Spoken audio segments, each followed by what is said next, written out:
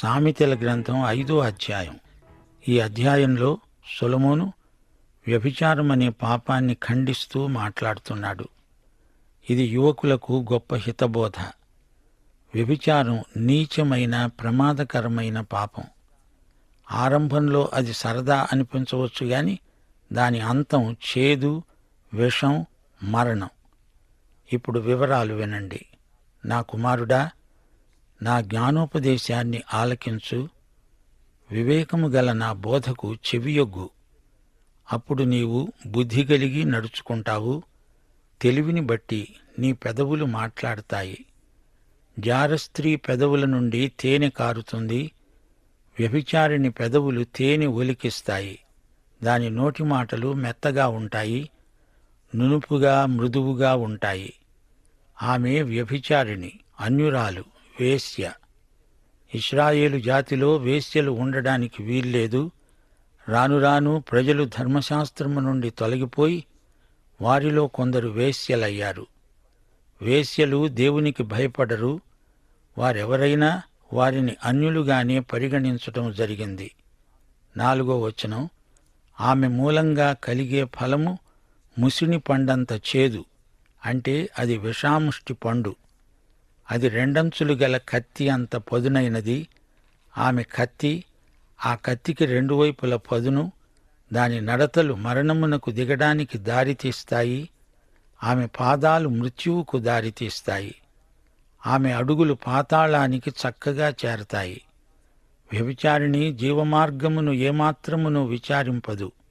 దాని కాళ్ళు దానికి తెలియకుండానే అటూ ఇటూ తిరుగుతాయి. 7వ వచనం. నా కుమారులారా, నేను చెప్పేది వినండి.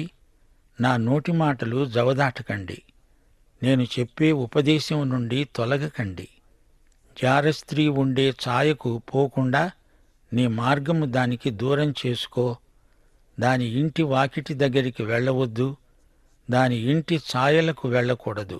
వెళ్ళితే పరులకు నీ యవ్వన బలాన్ని, క్రూరులకు నీ జీవితకాలాన్ని ఇచ్చివేసిన వాడివవుతావు. పరాయివారు క్రూరులై నీ జీవితకాలమంతా నిన్ను వేధిస్తారు. నీ ఆస్తి వలన పరులు తృప్తి నొందుతారు. నీ కష్టార్జితం అన్యుల ఇల్లు చేరుతుంది. తుదకు నీ మాంసము, నీ శరీరము క్షీణించినప్పుడు నీలో నీవు చెప్పుకుంటావు, మూలుగుతావు. ఎలాగంటే, అయ్యో, ఉపదేశమును నేనెలా తోసివేశాను? నా హృదయ గద్దింపును ఎలా తృణీకరించాను? నా బోధకుల మాట నేను వినలేదే. నా ఉపదేశకులు చెప్పేది నేను వినిపించుకోలేదు, చెవియొగ్గలేదు. నేను సమాజ సంఘముల మధ్య ఉండినా ప్రతి విధమైన దౌష్ట్యమునకు లోబడడానికి కొంచెమే ఎడమైంది. ఈ విధంగా నీవు తలపోస్తావు. ఇక్కడ యువకునికి ఇవ్వబడిన జ్ఞానోపదేశం ఎంతో ప్రాముఖ్యమైనది. లైంగిక పాపం వల్ల సంక్రమించిన రోగాల ద్వారా భయంకరమైన వ్యాధులకు గురై ఎందరో యువకులు తమ జీవితాన్ని చేజేతుల పాడు చేసుకుంటున్నారు. తుదకు పశ్చాత్తాపపడతారు, ఏడుస్తారు, మూలుగుతారు, అఘోరిస్తారు. ఇప్పుడు వైవాహిక వ్యవస్థలోని అందాన్ని, ఆరోగ్యాన్ని రచయిత ఎత్తి చూపుతున్నాడు. 15వ వచనం. నీ స్వంత కుండలోని నీళ్లు పానం చెయ్యి. నీవు తాగే నీళ్లు నీ సొంత తొట్టిలోనివై ఉండాలి. నీ సొంత బావిలో ఉబికే జలం త్రాగు. నీ బావిలో ఊరే నీరు నీ ఆరోగ్యానికి మంచిది. నీ ఊటలు బయటికి చెదరిపోదగునా? వీధులలో అవి నీటి కాలువలై పారదగునా? అన్యులు నీతో కూడా వాటిని అనుభవించకుండా అవి నీకే ఉండాలి గదా. నీ ఊట దీవెను నొందుతుంది. నీ యవ్వనకాలపు భార్యయందు సంతోషించు. ఆమె యువదశలో నీవు వివాహమాడిన నీ భార్య గదా. ఆమె అతి ప్రియమైన లేడి, అందమైన దుప్పి. ఆమె వక్షం నీకు తృప్తి కలిగిస్తుంది. ఆమె ప్రేమ చేత నిత్యము బద్ధుడవై ఉండు. నా కుమారుడా, జారస్త్రీయందు నీవేళ బద్ధుడవై ఉంటావు? పరస్త్రీని నీవేళ కౌగిలించుకుంటావు? మనిషి పోకడలు, నరుని మార్గములు యెహోవా ఎరుగును. నరుని నడతలన్నిటినీ, ప్రవర్తన అంతా ఆయన గుర్తిస్తాడు. తూచినట్లే అంచనా వేస్తాడు. దుష్టుని దోషములు అతణ్ణి చిక్కుపెడతాయి, వాని పాప పాశములు అతణ్ణి బంధిస్తాయి. శిక్ష లేకయే, అనగా తన క్రమశిక్షణ లేని బ్రతుకు వల్ల అట్టివాడు నాశనమవుతాడు. అతి మూర్ఘుడై వాడు త్రోవ తప్పిపోతాడు, బరితెగి తిరుగుతాడు. ఒకే పురుషుడు, ఒకే భార్య, ఇది దేవుని ఏర్పాటు. భార్యాభర్తల మధ్య ప్రేమ సంబంధం విడదీయరానిది.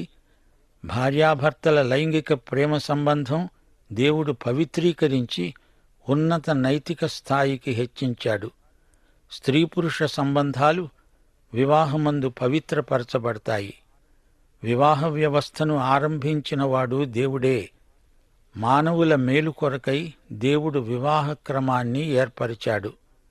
క్రైస్తవ గృహంలో ఆకర్షణ కేంద్రం క్రీస్తే. క్రీస్తుకు ఆయన సంఘానికి ఉన్న సంబంధం లాంటిదే భర్తకు భార్యకు మధ్య ఉన్న సంబంధం.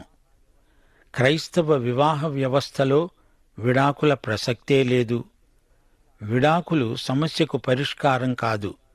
అది క్రైస్తవ పరిష్కారం కానే కాదు. ఇలాంటివి జరగకుండా సంఘాలు ఎక్కువ ప్రార్థన చెయ్యాలి. దేవుడు జతపరిచిన వారిని వేరు చేసేవాడు సైతానే.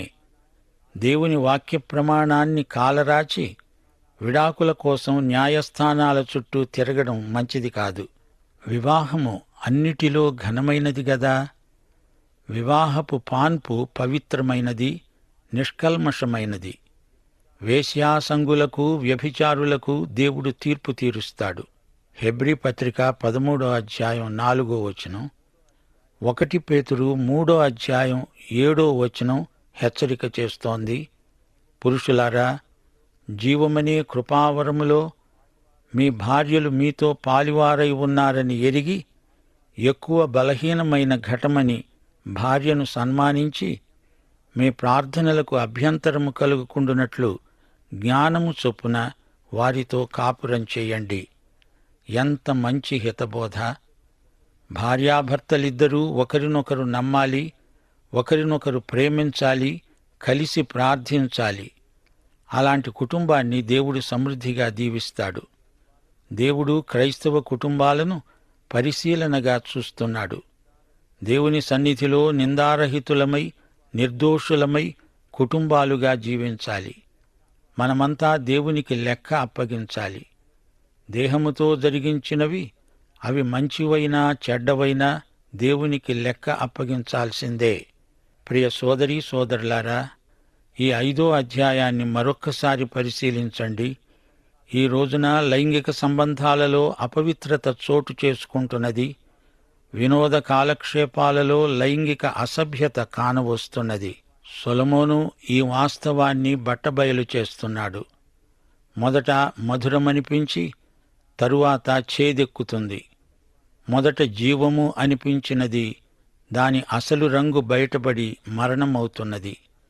చివరికి అదంతా నరకం పాలైపోతున్నది. అంతా విషాముష్టి పండు, నిన్ను ముక్కలుగా నరికే రెండంచుల విషఖడ్గం. నీ గౌరవం, నీ యవ్వనం, నీ ధనం, నీ ఆనందం అన్నీ సర్వనాశనమైపోతాయి. చివరికి నీవు బంధకాలలో చిక్కుకుంటావు. స్వేచ్ఛగా ఆరంభమై చివరికి పాపపాశముల వలన బంధించబడతావు. నీ శరీరం దెబ్బతింటుంది, నీ ఆత్మ కూడా ఘోర నష్టానికి గురి అవుతుంది. వివాహ పరిధిలో లైంగిక సంబంధాలు ఆరోగ్యవంతమైనవి. సమరయ స్త్రీకి దాహమైనప్పుడు ఎక్కడెక్కడో మురికి నీరు త్రాగింది. ఆమె శరీరానికి ఆత్మకు జబ్బు చేసింది. భార్యాభర్తలిద్దరూ దేవుని నిర్ణయం చొప్పున నియమ ప్రకారం జీవిస్తూ పరస్పర ప్రేమలో వర్ధిల్లుతూ ఉంటే అప్పుడు నీరు ద్రాక్షరసంగా మారిన అనుభవం వారికి ప్రాప్తిస్తుంది. యోహాను సువార్త 2వ అధ్యాయం మొదటి 11 వచనాల్లో గలిలయలోని కానా అనే ఊరిలో వివాహం జరిగింది. అప్పుడు యేసు ఒక గొప్ప అద్భుతం చేశాడు. అదొక వివాహ సన్నివేశం. వివాహం సంతోష సమయం. యేసు ప్రభువు వారందరితో సంతోషించాడు. మన కష్టసుఖాలు మనతో ఆయన పంచుకుంటాడు. లోకమిచ్చే సంతోషం క్షణికం, కాని దేవుడిచ్చే సంతోషం శాశ్వత ఆనందం. యేసు చెప్పినట్లు చేసి ఆ వివాహంలో అందరికీ ఆనందం చేకూర్చారు యేసు సేవకులు. నీళ్లు ద్రాక్షరసంగా మారాయి. అది యేసు వల్ల కలిగిన వైవాహిక ఆనందం. లైంగిక పాపం మరణానికి నడుపుతుంది. వైవాహిక పవిత్రత ప్రభువుకు మహిమ చేకూరుస్తుంది. ఈ అధ్యాయంలో 3వ వచనంలో చెప్పబడిన మాటలు మననం చెయ్యండి. అసలు వేశ్యలను గురించి సొలొమోను ఎందుకు మాట్లాడుతున్నట్లు? ఈ గ్రంథంలో వేశ్య ఉపమాన రీతిగా పేర్కొనబడింది. వేశ్యలో ఆకర్షణ ఉన్నది. అది కృత్రిమమైన దురాకర్షణ. అలాగే పాపములో కూడా అట్టి దురాకర్షణ ఉన్నది.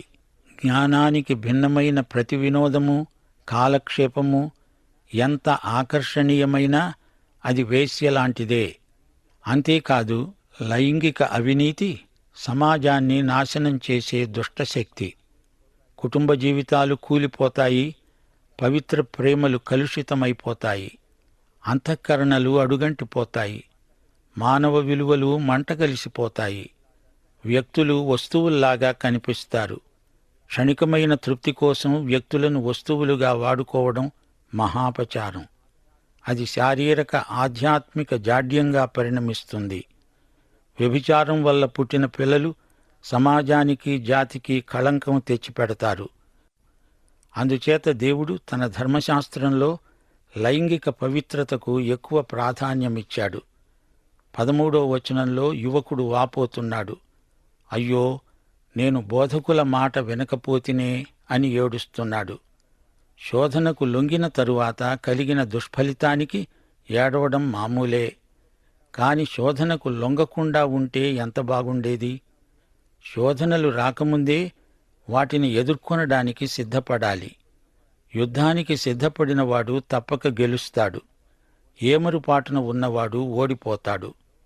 15వ వచనంలో సొంత కొండ, సొంత బావి అంటూ సొలొమోను మాట్లాడుతున్నాడు. అపొస్తలుడైన పౌలు 1 కొరింథీ 7వ అధ్యాయంలో ఇదే భాష వాడాడు. జారత్వములు జరుగుతున్నందున ప్రతివానికి సొంత భార్య ఉండాలి. ప్రతి స్త్రీకి సొంత భర్త ఉండాలి. భర్త భార్యకు, అలాగే భార్య భర్తకు వారి వారి ధర్మములు జరిగించాలి. సొంత కొండ, సొంత బావి అనే చిత్రపటాలు ఎంతో వర్ణనాత్మకమైనవి. ఎడారుల్లో నీరు ఎంతో అమూల్యమైనది. అలాగే బావి కుటుంబానికి ఎంతో అవసరం. పాత నిబంధన కాలంలో ఒకరి బావి నీళ్లు మరొకరు దొంగిలించడం గొప్ప నేరం. అలాగే పరుని భార్యను ఆశించడం శిక్షార్హమైన లైంగిక నేరం. ప్రియ సోదరీ సోదరులారా, దేవుని దృష్టిలో వివాహం ఎంత ఘనమైనదో చూడండి. మరణము వారిని ఎడబాపే వరకు వారు భార్యాభర్తలే. ఎన్నో శోధనలు రావచ్చు, ఎన్నో మనస్పర్ధలు కలగవచ్చు. ఏది ఏమైనా భార్యాభర్తలు విడిపోవడానికి దేవుడు సమ్మతించడు. హృదయకాఠిన్యం మాని ఒకరి పట్ల ఒకరు మృదుశీలం కలిగి వ్యవహరించాలి. దేవుడు వివాహ వ్యవస్థను ఆశీర్వదించాడు. ఇది నిబంధన సంబంధం. ఇందులోనే అసలైన ప్రేమ, తృప్తి, ఆనందం లభిస్తాయి. దేవుడు నీకిచ్చినది శ్రేష్టమైనది. దానిని తాత్కాలిక ఉద్రేకాలకు బలిపెట్టి పాడు చేసుకోకూడదు. భార్యాభర్తలిద్దరూ తమను తాము దేవునికి సమర్పించుకొని ఒకరికొకరు లోబడి దేవుని భయంతో జీవించాలి. 18వ వచనంలో దీవెన, సంతోషం, తృప్తి అనే మాటలు వినిపిస్తున్నాయి. వివాహ జీవితంలో విశ్వసనీయత ఎంతో అవసరం. వైవాహిక జీవితం ఆశాంతము, ఉత్సాహకరమైనదే. నిర్జీవమై, పేలవమై, విసికి, విసర్ధనతో సంసారం చేసేవారికి ఇక్కడ ఒక గొప్ప సందేశమున్నది. కానా పెండ్లిలోని ద్రాక్షరసం రాను రాను ఇంకా రుచిగలదై వారిని తృప్తిపరిచింది. అలాగే క్రైస్తవ వైవాహిక జీవితంలోని ఆనందం సంవత్సరాలు గడిచిన కొద్దీ పెరుగుతుందే కాని తరగదు. వైవాహిక లైంగిక సంబంధాలు దేవుడు ఆశీర్వదించినవి. భార్యాభర్తల పరస్పర ప్రేమ దేవుడు అనుగ్రహించిన వరముగా భావించాలి. దేవుడు ఏర్పరచిన సంబంధాలలో సంతోషం తప్పక ఉంటుంది. దేవుడిచ్చిన భార్యను, దేవుడిచ్చిన భర్తను ప్రేమించడం దేవుని ఆజ్ఞను నెరవేర్చటమే. ఈ అధ్యాయంలో 19వ వచనం, ఆమె ప్రేమ చేత నిత్యము బద్ధుడవై ఉండు. ఆమె నీకు అతి ప్రియమైనది, అందమైనది. పరమగీతం 4వ అధ్యాయం 5, 12, 15 వచనాలు. అతడు ఆమెను ప్రశంసిస్తున్నాడు. ఆమె శరీర సౌష్ఠవాన్ని, అందాన్ని మెచ్చుకుంటున్నాడు. నా ప్రాణేశ్వరి, మూయబడిన ఉద్యానవనమా, మూతవేయబడిన జలకూపమా అని సంబోధిస్తున్నాడు. నీవు ఉద్యాన జలాశయము, ప్రవాహ జలకూపము, లెబానోను పర్వత ప్రవాహము అంటున్నాడు, ప్రశంసిస్తున్నాడు. వైవాహిక జీవిత ప్రణయానికి సంబంధించిన మాటలివి. పరమగీతం 2వ అధ్యాయం 16, 17 వచనాలు. నా ప్రియుడు నావాడు, నేను అతని దానను. చల్లని గాలి వీచే వరకు, నీడలు లేకపోయే వరకు ఇర్రిలాగా, అనగా జింకలాగా, లేడి పిల్లలాగా కొండబాటల మీద త్వరపడిరా. ప్రియ సోదరీ సోదరులారా, వివాహితులారా, ఈ అధ్యాయంలో దేవుడు మీకిస్తున్న సందేశం వింటున్నారా? వైవాహికానందం కేవలం శారీరకమే కాదు, అది ఆధ్యాత్మికం. పరిశుద్ధ వివాహమందు జతచేయబడిన ఇద్దరూ ఉద్రేకరీత్యా ఆధ్యాత్మికంగా, మానసికంగా, సాంఘికంగా జతచేయబడుతున్నారు. కేవలం శరీరాకర్షణ మాత్రమే అయితే అది తాత్కాలికం. క్రైస్తవ వివాహములోని నైతిక, ఆధ్యాత్మిక విలువలు ఎంతో ఉన్నతమైనవి. దంపతులు ఈ విలువలను పరిరక్షించుకోవాలి. ఇద్దరిలో ఏకవాక్యత, ఏకీభావం ప్రవర్తిల్లాలి. రెండు వ్యక్తిత్వాలు ఈ విధంగా క్రీస్తునందు పెనవేసుకొని పోవడం దేవుని చిత్తం. భార్యాభర్తలిరువురూ ఒకరికొకరు జీవితాంతము లోబడి ఉండాలి. ఆధ్యాత్మిక విశ్వాసాన్ని పంచుకోవాలి, ప్రేమ బంధాన్ని పెంచుకోవాలి. ఆధ్యాత్మిక సమైక్యత శారీరక ఐక్యతను మించినది. బాహిరమైన ఆకర్షణలు మనల్ని మోసగిస్తాయి. మన సృష్టికర్త అయిన యేసు ప్రభువు మనలో ఉంచిన ఆధ్యాత్మిక సౌందర్యం బాహిరమైన అందం కంటే ఎన్నో రెట్లు గొప్పది. అవివాహితులారా, మీరు ఆధ్యాత్మికమైన సౌందర్యాన్ని వెతకండి. బయటి రూపాన్ని మాత్రమే చూచి మోసపోకండి. భౌతికమైన హద్దులను అధిగమించి పరలోక సంబంధమైన అందాన్ని అనుభవించే హృదయం ఎంతైనా ఆకర్షణీయమైనది. 1 తెస్సలోని పత్రిక 4వ అధ్యాయం 1 నుండి 8వ వచనం వరకు విని అప్పుడు చెప్పండి, మీ వైవాహిక విలువలు ఏ అంతస్తులో ఉన్నాయి? సహోదరులారా, మేము ప్రభు అయిన యేసు ద్వారా మీకిచ్చిన ఆజ్ఞను మీరెరుగుదురు. మీరు ఏలాగు నడుచుకొని దేవుణ్ణి సంతోషపరచాలో మా వలన నేర్చుకున్న ప్రకారముగా మీరు నడుచుకుంటున్నారు. ఈ విషయంలో మీరు అంతకంతకు అభివృద్ధి నొందాలని మిమ్మును వేడుకొని ప్రభు అయిన యేసునందు హెచ్చరిస్తున్నాము. మీరు పరిశుద్ధులవటమే, అనగా జారత్వమునకు దూరముగా ఉండడమే దేవుని చిత్తము. మీలో ప్రతివాడు దేవుణ్ణి ఎరుగని అన్యజనుల వలె కామాభిలాషయందుగాక పరిశుద్ధతయందు, ఘనతయందు తన ఘటమును ఎలా కాపాడుకోవాలో అది ఎరిగి ఉండడమే దేవుని చిత్తం. దైవాశీస్సులు. ఆమేన్.